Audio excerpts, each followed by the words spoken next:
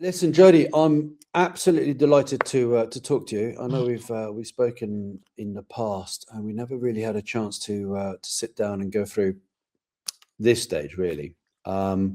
Just quick background. I'm doing this recorded as well, so that I can then use some clips and adapt some of those clips to the non-league network and put it under the Beyond series of Q&As that I've been putting together. Really glad to have you on here. There are a few Q&As that are coming up as well in the future, and all of them are based around ex-pros, looking at the period of time at the end of their careers and looking at what they're doing now. Yeah. Now, very simply for me, I take the view that I would spend hours and hours watching Match of the Day, watching various different footballing programs, being entertained by the likes of yourselves and fellow pros. And then, as far as I'm concerned, when your professional career stops, that shouldn't be when our interest in you stops, because you're still human beings. You're still people behind the names on your shirts and names on your sponsorships. And you'll have some interest. Now, your one is going to be a very interesting one today, because as the image in the background shows, you're quite an artistic person. So I just wondered, kind of, when did that interest in art develop for you, Jody? Just as a child, I just enjoyed drawing. My uncle and my dad were pretty good at drawing, and we didn't have computers or anything like that. Programs on TV were, if it was kids programs, they were very scarce. So it was either go outside and play football with my mates, or sit inside and find something to do. And it usually ended up with grabbing a bit of paper and a pencil and doing some drawing. And so it was always there. There was like a little bit of a passion there for it, and it just grew as I got older and got better. Well, that's an interesting one, because you obviously had a very long career, most of it with Wolves, but not only with Wolves, but that's the period of time that I remember from you. When that career ended, and then you were able to start looking at what you wanted to do, what part of it that you struggled maybe the most with? Was it losing the routine, losing your identity as a footballer, or maybe the status that goes alongside it? I feel like I had 20 years in the game, and I feel it kind of came to a sharp ending purely because Solbakken was brought in and he got rid of me and that was it. Game over. My son was in hospital with leukemia, so I wasn't prepared to up sticks and move. I couldn't basically. So that transition, it wasn't hard. I just made the decision quick. Right, I'm retiring. My lad was in hospital, so to go to another club just wasn't practical. So then it's like, okay, first and foremost was to deal with my son's, his cancer, and deal with that and cope with that and get through that period. And then, right, what am I going to do? Do I be a coach, which everybody expects me to be, or do I follow my heart and be an artist because I love painting? I was a footballer and I wanted to do really well at it, just so at the end of my career I could spend time with my family. At that age my kids were young. You train every Christmas Day, you're away Boxing Day, New Year's Days never coincide. You're always playing as well. School holidays, your holiday never ties in with the kids' holidays, so when they're off, you're back at pre-season training. So initially I'm thinking, am I prepared to go? Try and get into a coaching role. There was nothing on the table. Nobody offered it. Nothing there to go into anyway. But do I try and go into that? And I still miss Christmas days, and I still miss the school holidays at that young age. It's a really important age for me as a family man. Or do I just do my art and do it in the studio, which is in the house, and get to spend that time with the family and and kind of be that family man that is there at Christmas and there for holidays, and as they get older it changes, doesn't it? They're at work, and Christmas will always be the same. So that's kind of how it came about. Did I struggle? I don't think I did struggle, because I had a lot going on with my son and his leukemia, so I kind of just made the focus I redirected to somewhere else, which was much more important than football and anything else. So yeah, so it wasn't a struggle because I knew I was going to do something that I really liked. The big difference is the money. Being an artist is really kind of unpredictable. I could sell, I could then not sell for months. I could be working on a project which has got to be kept under wraps for months. So then I'd earn nothing, and then it comes out, and I sell off the back of it. And so yeah, it's really up and down, and tough world to be in. I wouldn't recommend being an artist if you want to make tons of money, unless you're one of the lucky ones that kind of really makes a great breakthrough, which we all want to do as artists. So yeah, but I love to paint, and that's my passion. And I sit here and I do it every single day. Mate, listen, Jody. Seriously, thank you for sharing a lot of those parts with us. It must have been a really, really difficult time for you. You chose to spend time with your family at a moment where you could have gone and as you say, you could have gone into coaching, although there wasn't any particular opportunities at that moment. A lot of ex-players do end up going in that because it's a world they know and a way of life that they know.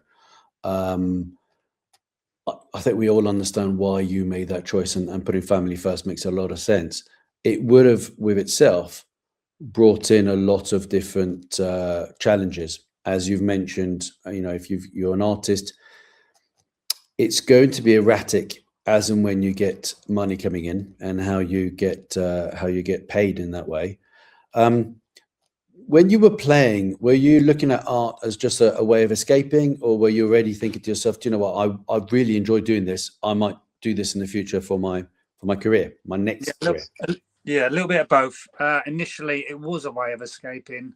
I lost my son when I was at Sunderland, so for me to just paint selfishly day in, day out, and really took my mind off things, which was fantastic.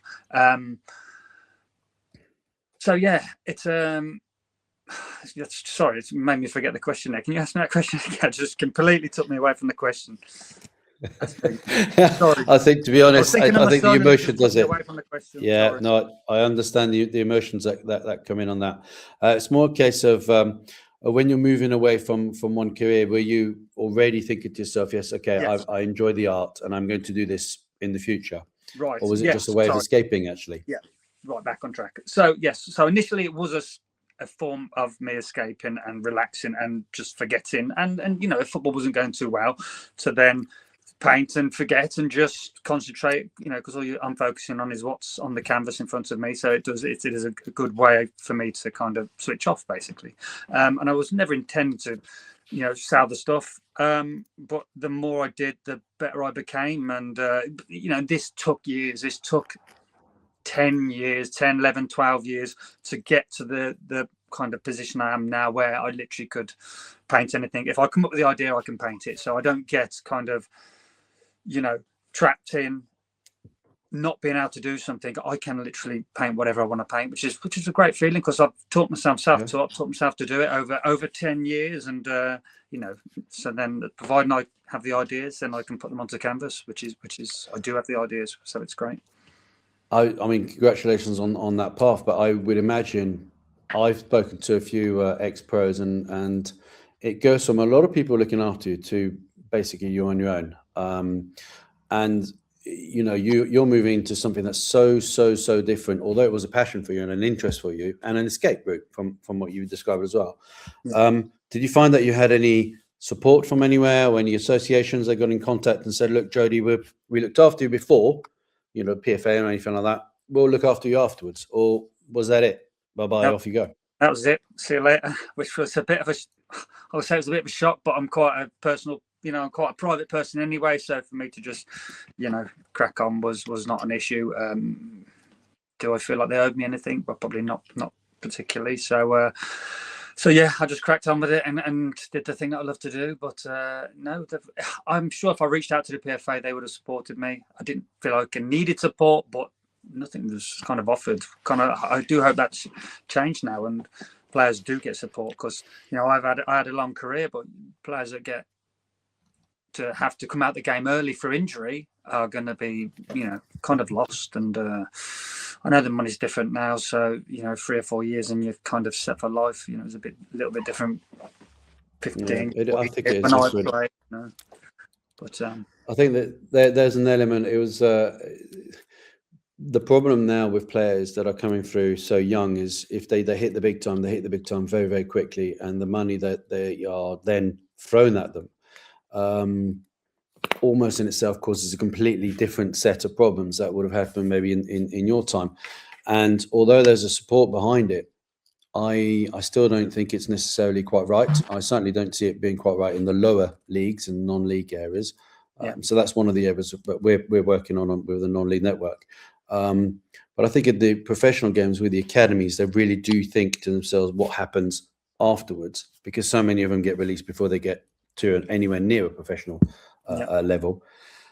But there is still an element for me of the generation that you and I are in, you know, people now in their mid-40s upwards, who are looking at, you know, who stopped playing maybe 10, 15 years ago. It's not that long ago. And the pathways then weren't really there. And I think what you're describing is quite, you know, off you go. Thanks, Jody. You know, let's go for the memories. Good luck with whatever you're doing next. With what you are doing now, was there ever a moment when you thought to yourself, yes, I'm doing this for my family. Yes, I'm doing it for the right reason. Yes, it's a passion. But actually, I'm known for being Jody, the footballer as well. And it would be quite easy for me to go back. Did you ever consider that or go into any coaching? Yeah, I didn't consider going back. I do, you know, help manage teams, my kids' teams, but they're local teams, which makes it easier. So yeah, I never really had it in to go back. I'd done my badges when I was younger at Sunderland. I didn't do my A license, but I did my B license. So yeah, it didn't really. I kind of thought, well, I've made the decision. I've got to go with it now, and I've got to really kind of push and see if I can make the art work. And yeah, I thought, well, if I go back to it, and then you know, it's hard. Yes, you're doing football coaching, and you know, money's not amazing unless you're at the top of your game, unless you're in the championship and the premiership. You know, the money's not. I wouldn't imagine it's that great. You know, a bit. You know, so. And then you might have to move or travel or, you know, commute hours upon end each day. And I'm thinking, you know, is that something I really want to do? And that's just at the time of my life with the kids in school, you know, I'm taking them, dropping them off, picking them up. But it just wasn't practical. So I just never did it. I never say never. It's not, you know, I've never written it off of it that something would occur in the future. But, you know, being 50, the kind of, you know, options diminish and things change. Yeah, and the body sort of slows down. I mean, you're looking still in great shape. Do you play a little bit yourself still, or?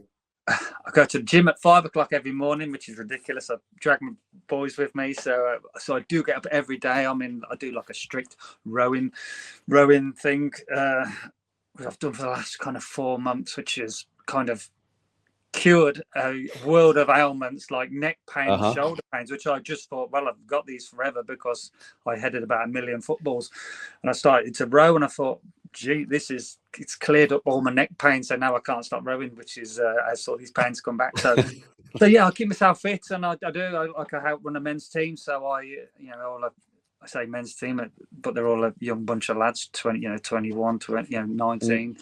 So I join in with them, and I don't play, obviously, but I do join in training, and they're like, "Oh, you should sign and, you know, play a game." I'm thinking, no, because if I get ripped apart by a fast centre forward, I'd never live in that. So that's not going to happen. And I'll play for the Wolves All Stars as well, which I really enjoy, which is in the summertime, which is great.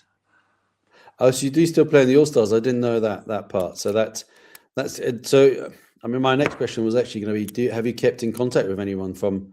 It's a career that you had. It's a professional being, and you know, we all have professions and jobs that we would have left, and then we maybe stay in contact with various different people. It feels to me like the football world or any sporting world is slightly unique in that you would expect people to keep in contact when they wouldn't necessarily keep in contact with someone from marketing, or if they worked in a particularly different, you know, maybe a production type company.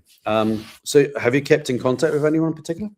Well, it's this is why Facebook's so good, and WhatsApp groups. So you're on these groups with ex-teammates, which is great. So I got on a group with the Sunderland boys. Obviously Facebook,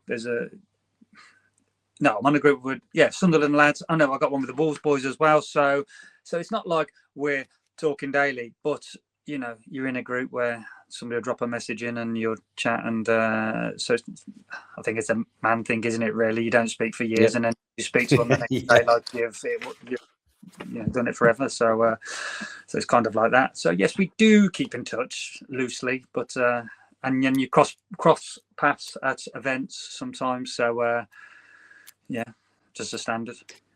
That's the thing. When you, half of the time, I know the footballing world to a certain level. I never achieved the very, very high levels. But there is an element when you talk to the public or people who enjoy football but don't necessarily know that world, that they think people know each other better than they actually necessarily do. So they would say, oh, you were played at the same time as maybe a Michael Owen, or you played at the same time as maybe a David Beckham or anyone like that. Because like myself, we're the same sort of age group.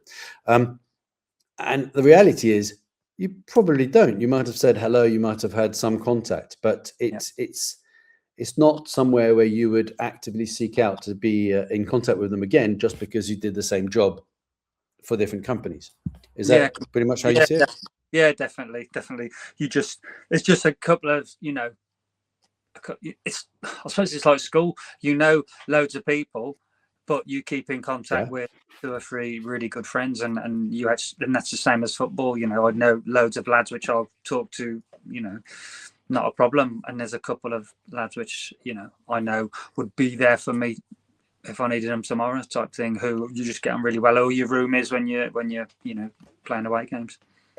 Now, talking about some of those, did anyone actually make any comments about you going into become an artist from being in the I would imagine you played in still the rough period of football, late 80s, maybe 90s and 2000s. So were there any comments made, or was it just very accepted straight away? So I only kind of really got into the painting towards the end of my Sunderland career and then my Wolves career. So I think they were just generally surprised that I could paint, and it was as simple as that. I think Incy would call me Picasso, and that's Gordon's can call you whatever he wants, basically. So I think they were genuinely surprised that what I was doing looked like what it should look like. Well, it's decent. I mean, so now talk about the art, because you're there for part of the conversation is obviously your time doing your playing days. I always say to anyone who's listening to any of my podcasts or anyone who's looking at some of the works that I've written, if you want to learn about the person who was playing the games, you just need to watch the games, the old games, the highlights, go and have a look on YouTube. That's fine. But when you want to learn about the person behind it, this is what this is all about, and understanding who that personality is. Now, you're now Jody the artist.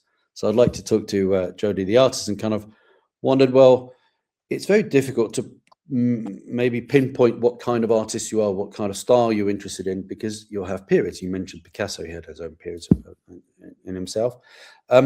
How would you kind of, if someone looked at your art for the first time, what would you hope that they would understand about you as an artist and how you approach your skill?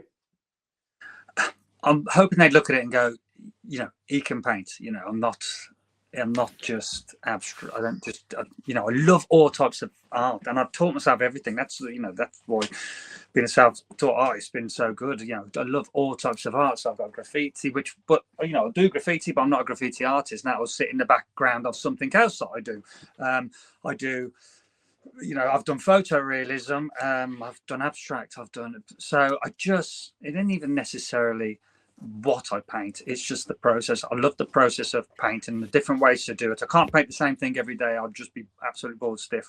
So I have to do different things to keep my own, mentality, enjoying it and enthusiastic about it every single day. So that's why my styles do change, but there is an undercurrent of, it's quite refined. It's quite, if I'm doing a portrait, it needs to look like the person. It can't be,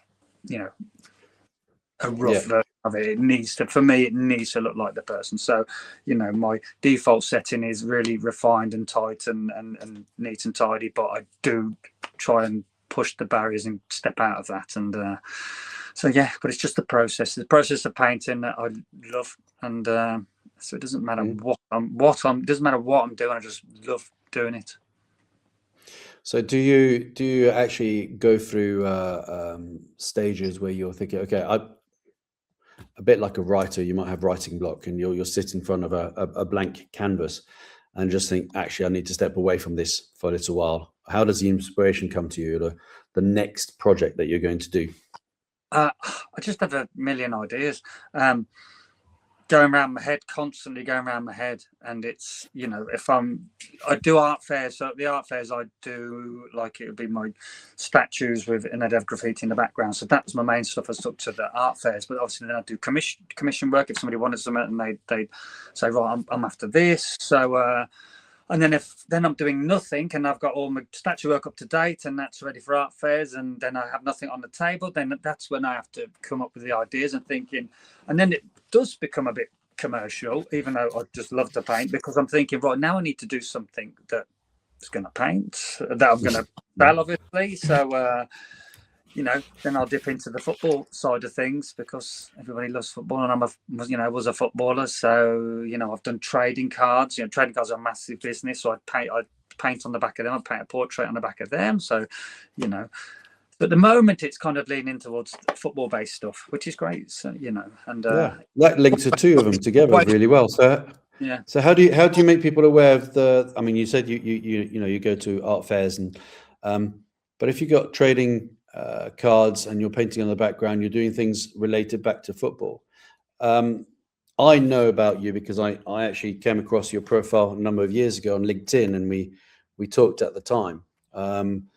Plus, I don't know whether we are the same in that way, but I have about 5 or 6 different ideas happening in at any one time. So my art is photography.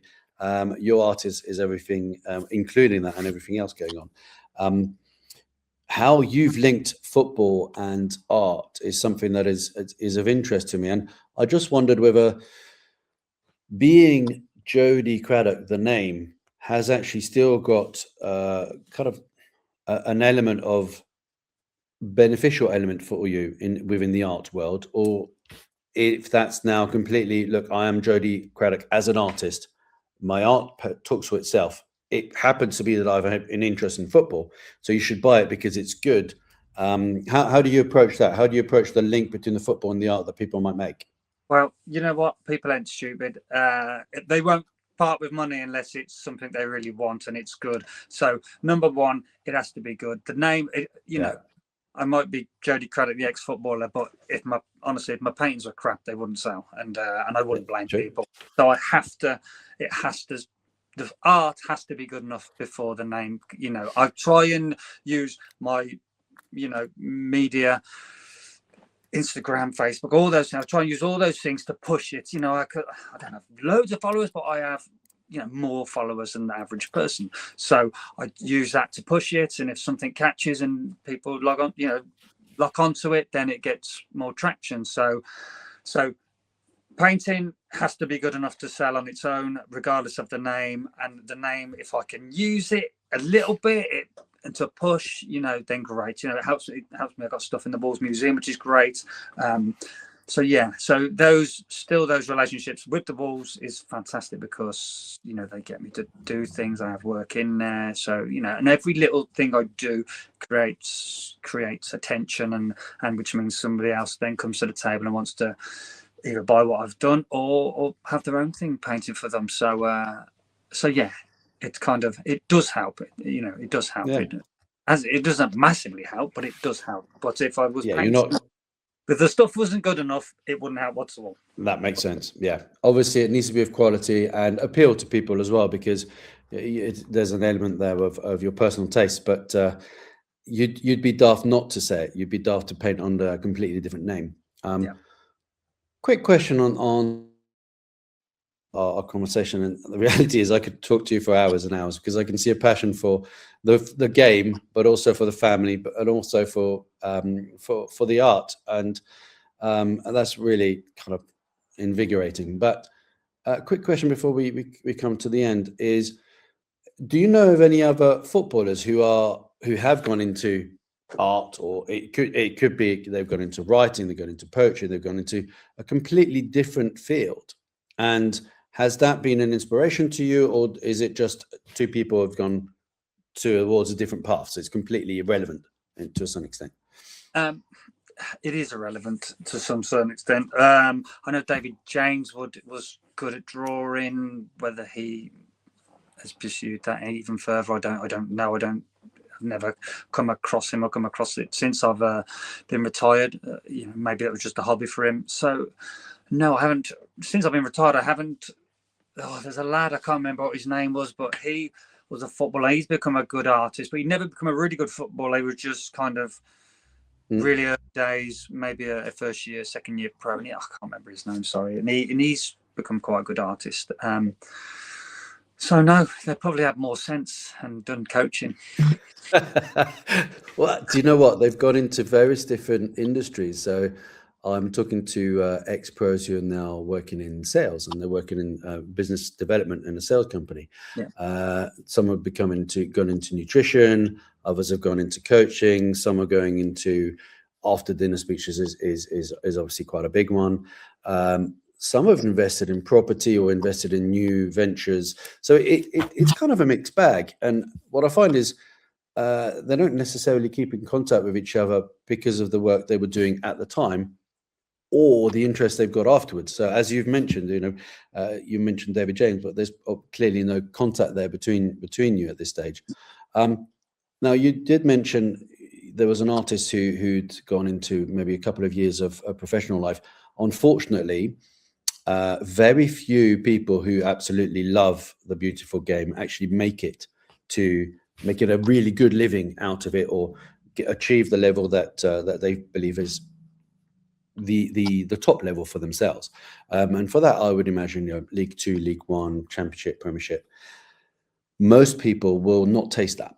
And a lot of the non-league players that I talk to and I have engagement with and who listen to these stories, they won't earn a living full-time from football, and they need to explore something outside of the game. Yeah.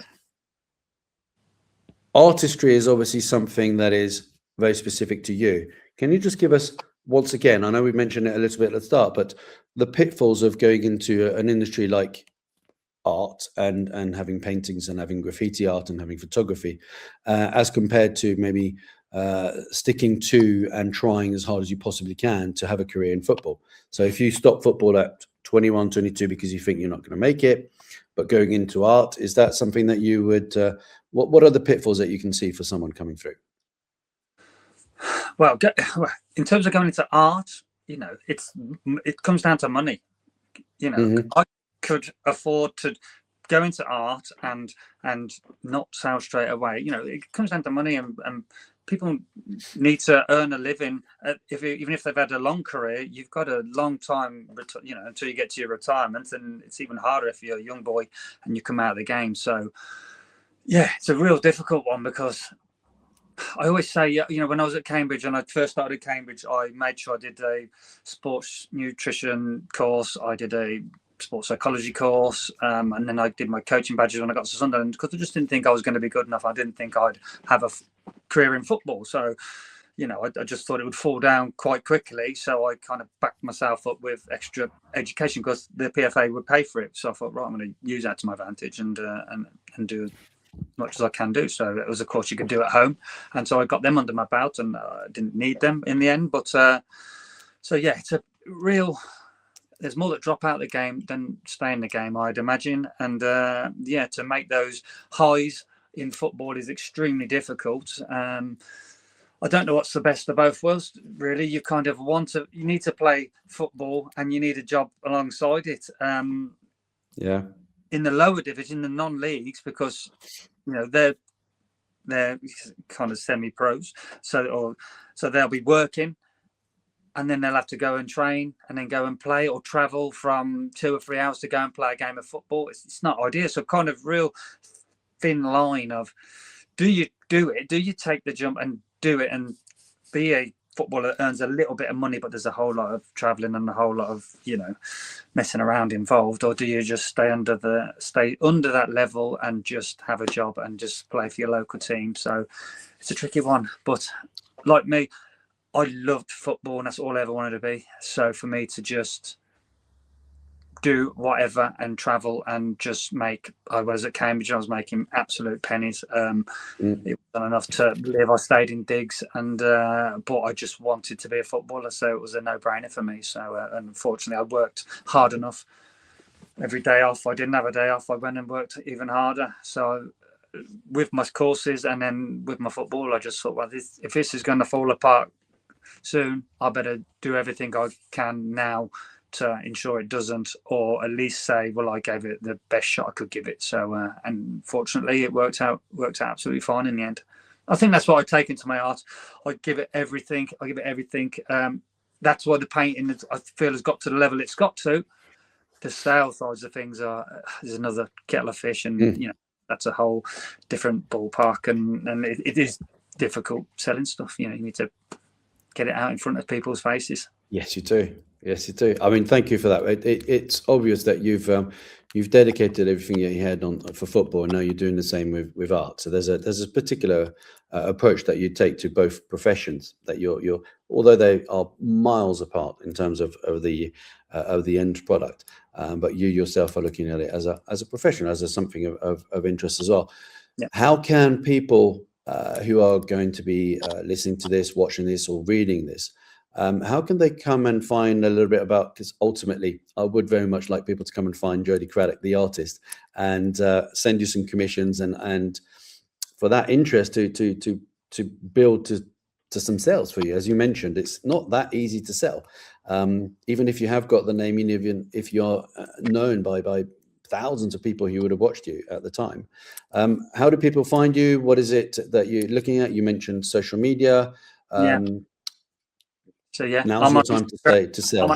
I'm on Instagram. I'm on Facebook. I'm on X. I'm on them all. I'm on every single one of them. So if somebody sends me a message, I always reply. So I think you can send message. Yeah. You can send. You don't have to be following someone to send a message. So yeah, I'm on all them, and I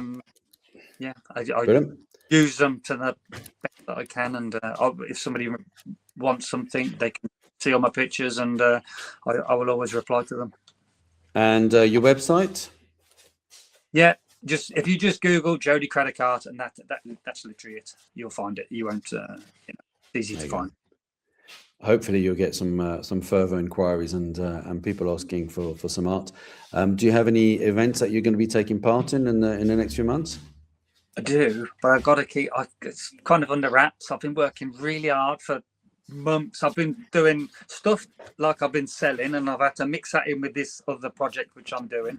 So but that's not going to be for another couple. There we have it. That's not going to be for another couple of months, but I've already been working for 3 months on it, preparing to do the final piece. Well, hopefully. Is this art?